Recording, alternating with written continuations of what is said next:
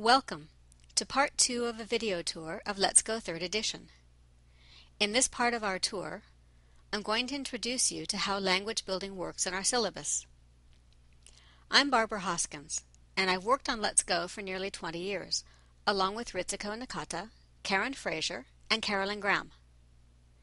You may never have thought about how many people wrote the course books that you use. And you may not think that having the same authors for all levels of a course book series is terribly important. Unless you know how most course books are put together, it may not sound very impressive. But typically, different authors work on different levels, and someone, usually an editor, fits all the pieces together. It's a much faster way to produce books. However, you get a higher level of consistency and continuity if the same people work on all the pieces. One time that it matters is when you're trying to recycle and build language across levels. I'd like to show you how we did that in the 7 levels of Let's Go by looking at adjectives. Recycling and building allows students to develop some pretty impressive language abilities without overwhelming them with either new grammar or new vocabulary. Having the same authors pays off in the way the levels of Let's Go work together. We looked at all levels of the syllabus before beginning to write and decided how we wanted to build using the vocabulary and grammar we were planning to include. So, when we chose which colors to introduce in Let's Begin, we knew how we'd develop them as adjectives in later levels. Essentially, we knew where we wanted students to end up before we began. In Let's Begin, students learned 10 colors and 2 grammar patterns for adjectives. It's purple and it's a purple train. Manageable. And because this is a kindergarten text, students learn this language spread out among 3 lessons. Small steps. While they may need reminders, children won't have to return and learn the meaning of these colors. We can use the words to expand patterns without adding more to our students' vocabulary load.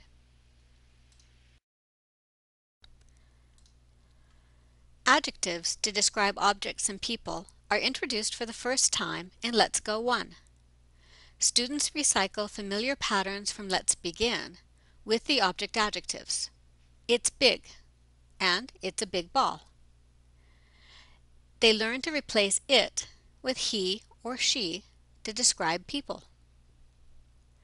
Because the patterns are familiar, the focus in these lessons is on the meaning of the adjectives.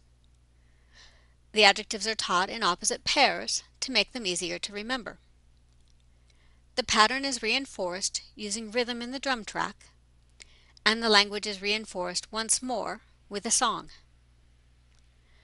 From here on, students have a small repertoire of adjectives and patterns that can be used without having to teach their meaning again. It's an efficient way to build language. When students begin Let's Go 2, they've already learned adjectives for people and things. They've learned vocabulary for classroom objects, and they have a basic be-verb pattern that works for both people and things. This is all review language and can be recycled to build new patterns. In Let's Go 2, students learn this and that. Earlier in this unit, they learned how to talk about things that are near and far. This is a window, that's a door. In this Let's Build lesson, students combine patterns. It's a door, and this door is little, with familiar vocabulary to create a brand new pattern to describe objects that are near and objects that are far. Small, manageable steps leading to this point, and the ability to create a new pattern as a reward.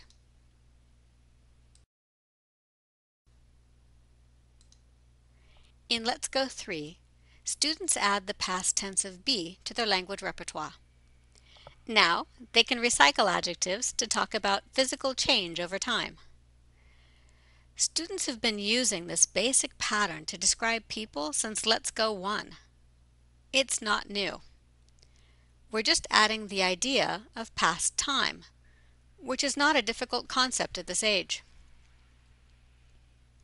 That leaves 7 new adjectives for the lesson. Students already learned big in Let's Go 1. Again, they're taught in opposite pairs and with a rhythmic practice because it makes them easier to remember.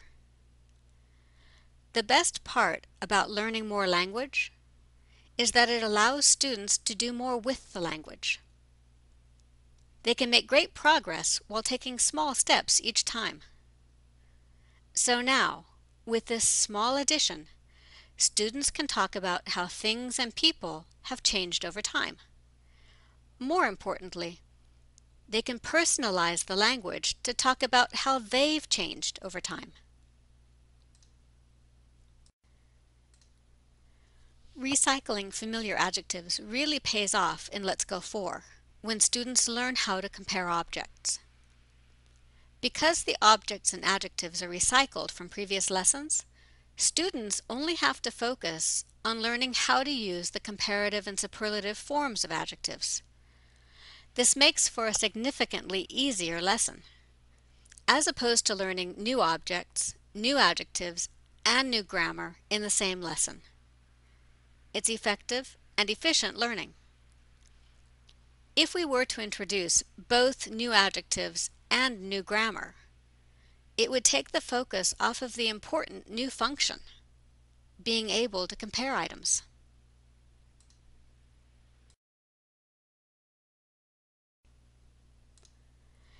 In Let's Go 5, students get to use familiar adjectives to compare animal speeds. They learned both comparative and superlative forms in Let's Go 4. Now, they get to add as fast as and 8 animal names. Because they've learned how to recycle and combine to build new language, they will also be able to use these patterns to compare people, my brother is faster than my mother, and things. That bicycle is as fast as these skates. Let's Talk also models how to show certainty or uncertainty in comparisons, so that children can feel more comfortable making guesses in English. This also allows children to make predictions. I think a zebra is faster than a horse, and then check their predictions using a speed chart or internet research. Now we've reached the final level of Let's Go. Let's Go 6. The new words box for this reading lesson only contains 5 new words. That means that everything not in that box is review language.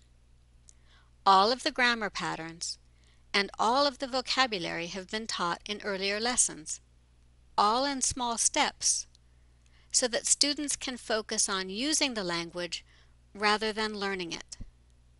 In this case, students can use the language to talk about themselves. By carefully controlling the syllabus and making every word count, we can bring students to this level without overwhelming them along the way. Look at the level of discussion students can be part of in English. They can use English as a tool to express themselves, to learn about things that interest them, and to participate in a bigger world.